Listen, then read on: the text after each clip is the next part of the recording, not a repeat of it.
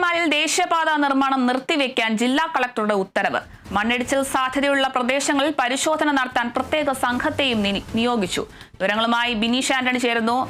ബിനീഷ്, ഇടുക്കി അടിമാലിലെ ദേശീയപാത നിർമ്മാണം നിർത്തിവെക്കാൻ ജില്ലാ കളക്ടർ ഉത്തരവിട്ടിരിക്കുന്നു. ഇത്തരത്തിലൊരു അപകടം ഉണ്ടായ സ്ഥിതിക്ക് അവിടുത്തെ നാട്ടുകാരുടെ പ്രതികരണം എന്താണ് ഈ ഒരു ഉത്തരവിൽ?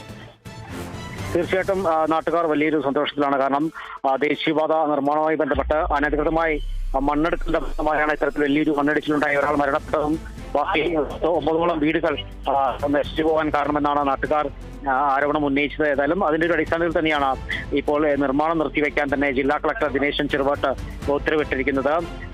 മണ്ണിടിച്ചിൽ ദുരന്ത സാധ്യതയുള്ള NH 85-ലും ജില്ലയിലെ മറ്റു പ്രദേശങ്ങളിലും സ്ഥലം സന്ദർശിച്ച് പരിശോധന നടത്തി റിപ്പോർട്ട് സമർപ്പിക്കാൻ പ്രത്യേക ടീം രൂപീകരിച്ചിട്ടുണ്ട്. ജില്ലാ geologist, hazard analyst, soil conservation officer, ground water വകുപ്പ് ജില്ലാ ഓഫീസർ, പൊതുമരാമത്ത് ദേശീയപാത വിഭാഗം, എക്സിക്യൂട്ടീവ് എഞ്ചിനീയർ, ദേശീയപാത അതോറിറ്റി എക്സിക്യൂട്ടീവ്, അതോടൊപ്പം തന്നെ ദേവികുളം തഹസിൽദാർ എന്നിവർക്ക് 2 ദിവസത്തിനകം പ്രാഥമിക റിപ്പോർട്ടും 4 ദിവസത്തിനകം വിശദമായ റിപ്പോർട്ടും സമർപ്പിക്കാൻ ജില്ലാ കളക്ടർ നിർദ്ദേശം നൽകിയിട്ടുണ്ട്. പഠന റിപ്പോർട്ട് ലഭ്യമാകുന്നതുവരെ മണ്ണിടിച്ചിൽ ദുരന്ത സാധ്യതയുള്ള NH 85-ലെയും ജില്ലയിലെ മറ്റു പ്രദേശങ്ങളിലെയും എല്ലാ നിർമ്മാണ പ്രവർത്തനങ്ങളും നിർത്തിവെക്കാൻ തന്നെയാണ് ദേശീയപാത അതോറിറ്റി പ്രൊജക്ട് ഡയറക്ടർക്ക് നിർദ്ദേശം നൽകിയിരിക്കുന്നത്.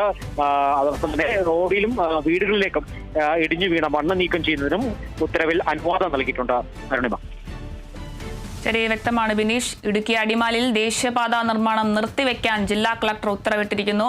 മണ്ണിടിച്ചിൽ സാധ്യതയുള്ള പ്രദേശങ്ങളിൽ പരിശോധന നടത്താൻ പ്രത്യേക സംഘത്തെയും നിയോഗിച്ചിട്ടുണ്ട്. കൂടുതൽ വിവരങ്ങൾ നൽകിയത് ബിനീഷ് ആന്റണിയാണ്.